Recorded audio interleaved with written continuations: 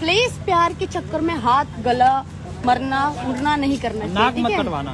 नाक मत कटवाना। घर का। हाँ घर का। बहुत गंदा। Thank you so much Chintu Yadav. Ujala Seth, hi Ujala कैसी हो? Surya Mishra, nice Dubey ji, thank you. Harsh, hi ma'am please reply. मैं तो आपसे करूंगा मेरे से शादी।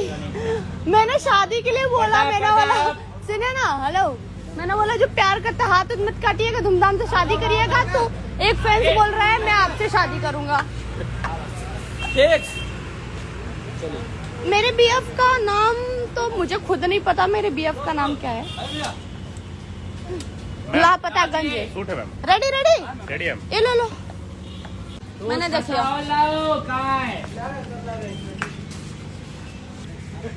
बट मैं जैसे ही फ्री होंगी वैसे आप लोगों से जरूर बात करूंगी लाइव आके।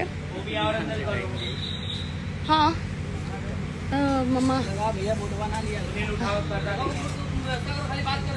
अरे बोटवा के लिया कि ये पंखवा लगा दो ना।